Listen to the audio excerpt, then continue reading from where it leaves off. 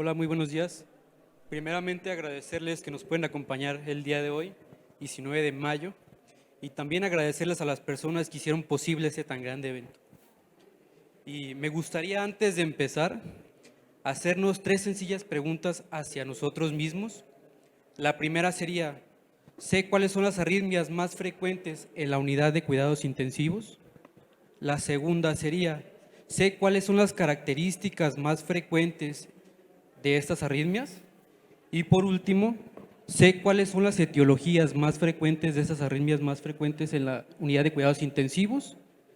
Si alguna de estas respuestas fue no, estamos en el lugar indicado, ya que hoy se verá la ponencia de identificación de arritmias cardíacas con un enfoque principalmente dirigido a unidad de cuidados intensivos. Yo soy el doctor Luis, soy instructor de la American Heart Association para impartir el curso de soporte cardiovascular avanzado y de igual manera soy coordinador de micobacteriosis y PAERI de la región 11 de Secretaría de Salud. Mucho gusto. Antes de iniciar con el tema, me gustaría que estemos en la misma sintonía, definiendo qué es una arritmia cardíaca. Una arritmia cardíaca es la alteración de la conducción, contracción y relajación del corazón, que puede ser de causas variables, de diferente gravedad, que puede o no remitir de forma espontánea. En esta ponencia se verá principalmente la clasificación, características y las etiologías principales de las principales arritmias de la unidad de cuidados intensivos. A muy grandes rasgos, las arritmias cardíacas se pueden clasificar en bradiarritmias y taquiarritmias. Como sabemos, una bradicardia suele ser una frecuencia por debajo de 50 latidos por minuto. En este caso, la AJA y otros autores mencionan que una bradicardia por debajo de 50 latidos por minuto suele estar más asociada con datos de inestabilidad. Por eso se valora una frecuencia cardíaca por debajo de 50 latidos por minuto, ya que puede estar más asociada a etiologías cardíacas. En cuanto a las taquicardias, de igual manera sabemos que una frecuencia cardíaca por encima de 100 latidos por minuto se considera una taquicardia, pero la AJA y otros autores mencionan que una frecuencia cardíaca por debajo de 150 latidos por minuto suele ser muy improbable que nos dé datos de inestabilidad. Ojo, dice muy improbable, mas no imposible. De hecho, tenemos arritmias como el flúter auricular, que esta arritmia no suele pasar la frecuencia cardíaca de 150 latidos por minuto, pero de igual manera, si esta arritmia no se trata, puede causar una muerte súbita. De manera que, como esta exposición está dirigida a unidad de cuidados intensivos, nunca hay que olvidar el valor que tiene un electrocardiograma en esta unidad, de tal manera que recordamos 2 sencillas maneras de sacar la frecuencia cardíaca de manera de electrocardiograma. Una de ellas sería con valores predeterminados, que sería encontrar una R, la R que esté más junta a los cuadros grandes y con valores predeterminados de 300, 150, 100 y 75. De esta forma es más inexacta. De hecho, hay otra forma más exacta, pero un poco más tardada, que es contar los cuadros pequeños de R a R y posteriormente utilizar la fórmula de 1500 entre el número de cuadros pequeños.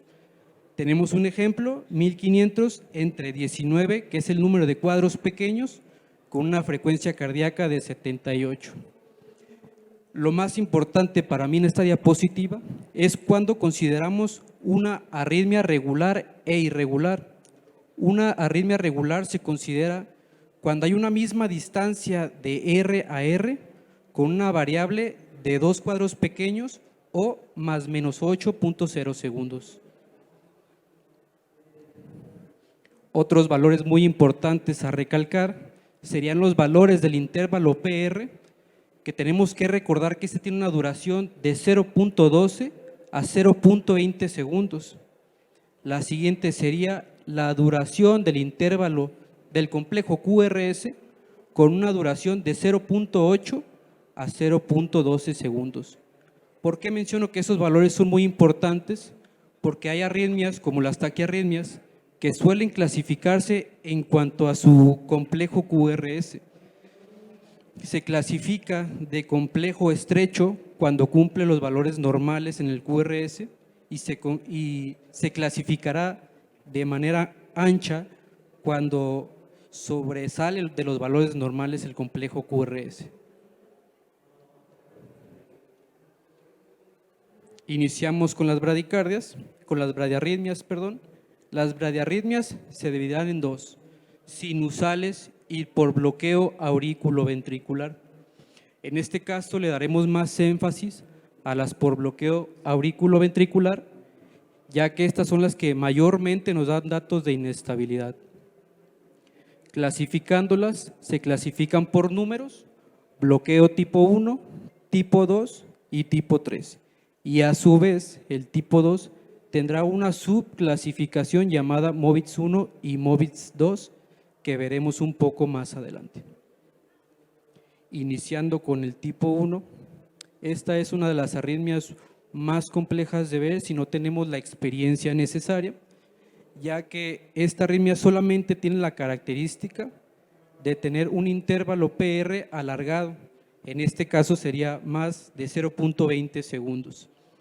Como mencionamos, es difícil de ver porque generalmente la unidad de cuidados intensivos la tenemos en monitores y los monitores no nos marcan la distancia del intervalo PR. Para ser tipo 1, además tiene que ser precedida de un intervalo QRS. Este se considera un bloqueo parcial, tiene la característica de ser regular de R a R, como mencionamos, con la misma distancia. El complejo QRS suele ser estrecho, suele estar entre valores normales. Y si tenemos un intervalo QRS mayor a 0.12 segundos, suele ser un defecto de conducción. De manera que para medirlo en un papel electrocardiográfico, tenemos que recordar que la duración de un intervalo PR suele durar 0.20 segundos, que serían 5 cuadros pequeños en papel electrocardiográfico. Si sobrepasa los 5 cuadros pequeños, sería considerado bloqueo. En cuanto a las etiologías más frecuentes, las más frecuentes serían beta bloqueadores, calcioantagonistas, y serían calcioantagonistas normalmente no hidropiridímicos, algunos tipos de antiarrítmicos, estímulos vagales y también infartos agudos al miocardio, pero generalmente de rama derecha. Y esto hay que recordarlo muy bien porque generalmente la rama derecha es la que irriga el nódulo sinosal y el nódulo AV, causándonos problemas de conducción. En cuanto al bloqueo tipo 2, recordamos que se divide en dos: MOVITS 1 y MOVITS 2. El MOVITS 1 cuenta con un fenómeno llamado fenómeno de Queckenbach, descrito por Karel Friedrich Queckenbach en el siglo XIX. Lo que él descubrió es que este tipo de bloqueo tiene un alargamiento progresivo del intervalo PR, como podemos observar en el papel electrocardiográfico marcado con rojo. Tenemos un alargamiento progresivo hasta que una onda no conduce un QRS. De manera que el MOVITS tipo 2, no cuenta con fenómeno de Queckenbach, simplemente no conduce un QRS. Un tip que les podría dar es que estos dos tipos de arritmia se consideran irregulares, porque el simple hecho de que tenga una ausencia del complejo QRS nos da una diferencia de distancias de R a R.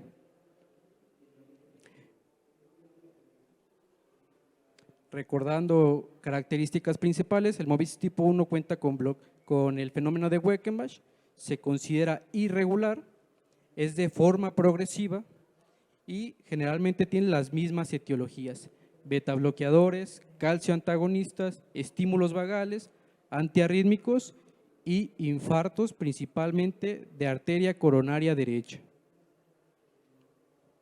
De manera que lo podemos observar en monitor. De arriba tenemos el MOVITS tipo 1, podemos ver que este se va alargando de manera progresiva en el intervalo PR hasta que hay una ausencia de conducción en el complejo QRS, de manera que el MOVITS tipo 2 no tiene un alargamiento y solamente hay una ausencia del complejo QRS. De manera de tip, yo de esta manera me acuerdo con ellos, que es el MOVITS que te avisa cuando se va a bloquear y el que no te avisa cuando se va a bloquear. El 1 es el que te avisa, ya que se va alejando poco a poco y te está diciendo que se va a bloquear. El tipo 2 no te avisa y simplemente se bloquea. Características del MOVITS tipo 2, mencionamos que este no es un alargamiento progresivo, suele ser de patrón 2:1. De hecho, con ser un patrón 2:1 se considera un bloqueo de alto grado.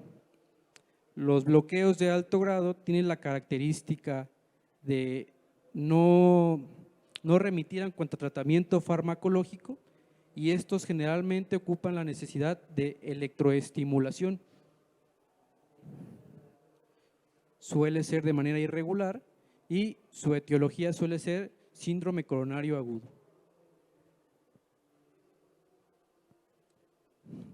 Por último, los bradiarritmias, tenemos el bloqueo tipo 3, también llamado bloqueo completo o bloqueo por disociación aurículo-ventricular, y como su nombre nos dice, hay una disociación entre aurículas y ventrículos. Como podemos notar en el papel electrocardiográfico, tenemos más ondas P que complejos QRS, de manera que las ondas P y los complejos QRS están totalmente discordados. Aquí está el tip que les había mencionado. Este bloqueo se puede confundir con un bloqueo MOVITS 2 porque pareciera que tiene un alargamiento progresivo, pero la diferencia de este bloqueo es que la disociación es entre aurículas y ventrículos. Podemos notar que las ondas R tienen una misma distancia. Este sería un tip para no confundirnos con un bloqueo MOVITS 1. En cuanto a etiologías, suele también estar asociado a síndrome coronario agudo y generalmente también de rama derecha. Características: suele ser un daño complejo en el sistema de conducción, suele ser un ritmo regular, una onda T típica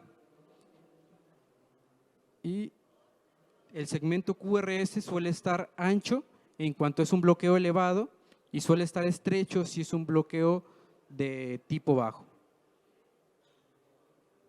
Entrando al tema de las taquiarritmias, podemos ver en esta diapositiva que las taquiarritmias son un poquito más complejas y más diversas, ya que su clasificación será por dos principales características: si es arrítmica, si cumple los valores de R a R con distancia normal, y de manera que se clasificará si es de complejo estrecho o de complejo ancho. Aquí, por cuestiones de logística, veremos las taquicardias más frecuentes de las más frecuentes. En estos cuadros podemos observar que las más frecuentes son las taquiarritmias arrítmicas, las que cuentan con una diferencia de R a R.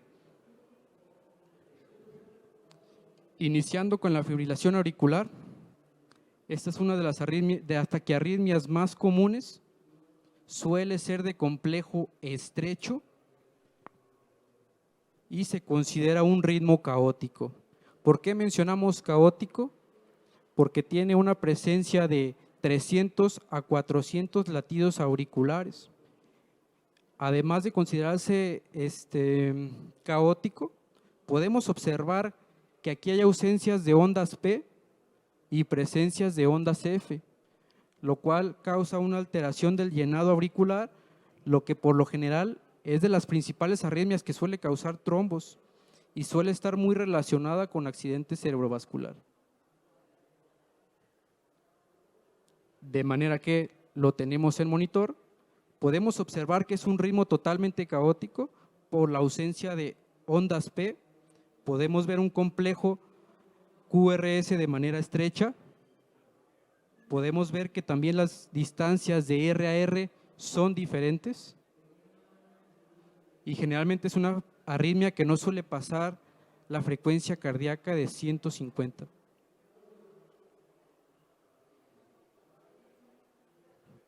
Otra taquicardia, podemos ver que esta ya se considera de complejo estrecho, porque podemos observar que el complejo QRS sobrepasa los valores normales del complejo QRS de 0.12 segundos. Las características son que suele ser regular, a pesar de ser una taquiarritmia muy común, suele ser regular por intervalos RR con la misma distancia. Ahora, siempre que tengamos esta arritmia cardíaca, siempre hay que valorar que el paciente tenga pulso o no, porque también se considera una arritmia caótica que puede causar una disminución en el gasto cardíaco del paciente.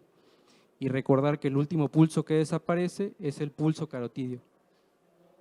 Etiologías, también tenemos síndrome coronario agudo, siempre se acompaña de la mayoría de las arritmias. Tenemos insuficiencia cardíaca, antidepresivos y algunos antiarrítmicos. Aquí lo podemos observar en manera de monitor. Se considera regular, de complejo estrecho, y su frecuencia cardíaca sí suele superar los 150 latidos por minuto.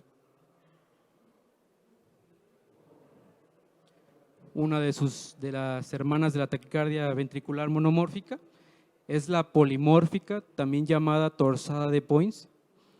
Esta tiene la característica de tener complejos estrechos y complejos anchos.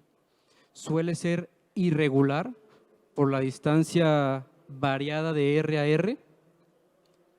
Y como su nombre lo menciona, torsada de Points, pareciera que esta arritmia girara en su propio eje. Las etiologías principales suelen ser síndrome coronario agudo, algunos fármacos, prolongadores del QT y alteraciones congénitas del QT. Algo que me faltó poner en etiologías, suele estar muy relacionada a alteraciones electrolíticas, principalmente de sulfato de magnesio. A esta arritmia también siempre hay que valorar que el paciente tenga pulso, ya que al ser una arritmia cardíaca muy caótica, suele disminuir el gasto cardíaco de este mismo. Lo podemos observar en manera de monitor. Aquí se aprecia más el nombre de torsada de Points, porque hay complejos que emite hacia arriba y complejos que emite hacia abajo, lo cual pareciera que está girando en su propio eje.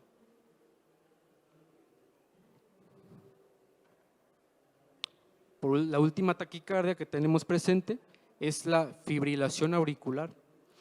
Esta es la más caótica de todas las arritmias. De hecho, los complejos QRS, el intervalo PR y el segmento ST no son valorables, ya que es demasiado caótica. Suele tener una frecuencia cardíaca bastante elevada, mucho más de 150 latidos por minuto, y siempre hay que valorar que, de hecho, aquí el paciente nunca tiene pulso, y si vemos este pulso en manera de monitor, será considerado paciente en paro. Las etiologías más frecuentes también pueden ser alteraciones electrolíticas, síndrome coronario agudo, algunas alteraciones de hipoxemia, y también puede ser en pacientes post-electrocución. Las características ya las mencionamos y las vemos en manera de monitor. Como pudieran ver, pareciera una compañera de la torsada de Points, pero en este caso no parece que gira en su propio eje. De hecho, los complejos QRS suelen ser más pequeños y de tal manera es la forma que podríamos diferenciar una torsada de Points con una fibrilación auricular.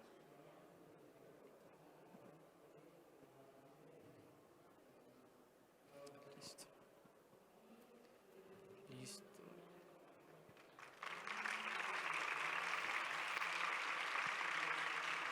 Gracias. ¿Alguna pregunta en el público?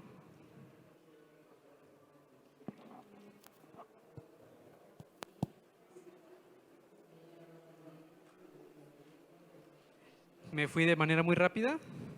Es que son temas un poquito complejos, entonces creo que sí me veré un poquito más lento.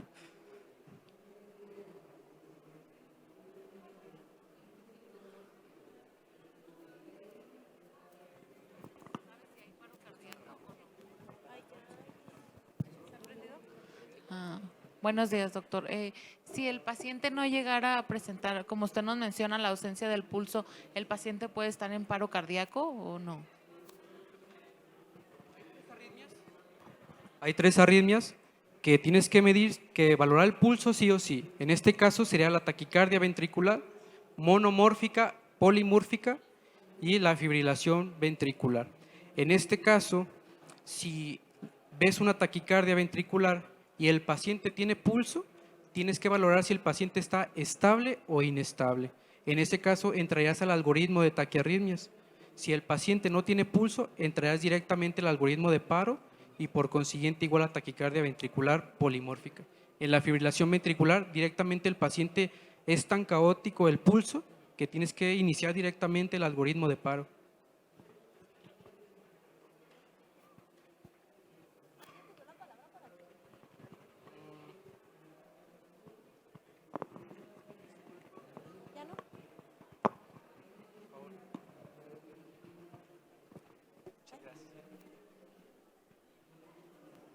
Buenos días. Disculpe, ¿es posible que se presenten 2 tipos de bradicardia a la vez?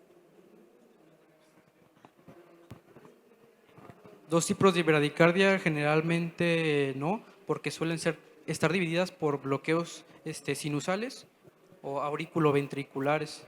Entonces no sé cómo pensarías 2 bloqueos conjuntos. ¿En tipo de bloqueo o...?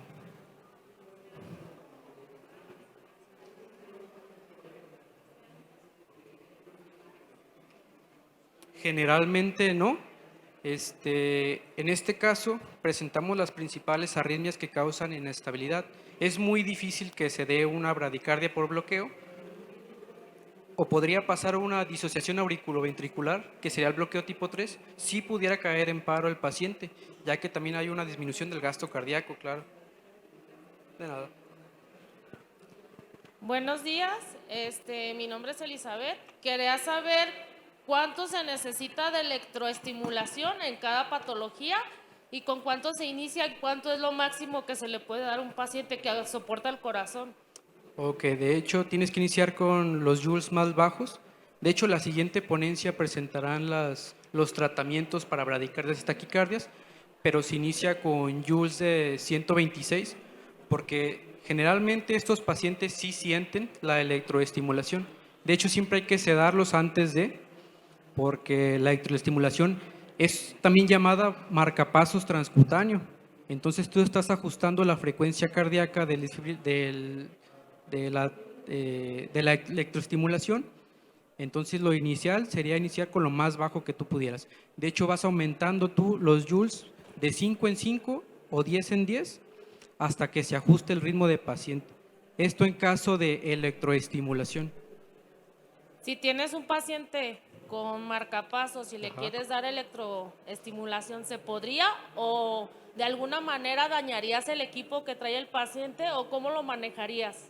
De hecho, sería igual como la desfibrilación, puedes manejar la electroestimulación, solamente no colocando la electroestimulación encima del marcapasos. Sin problemas puedes otorgarla. Gracias.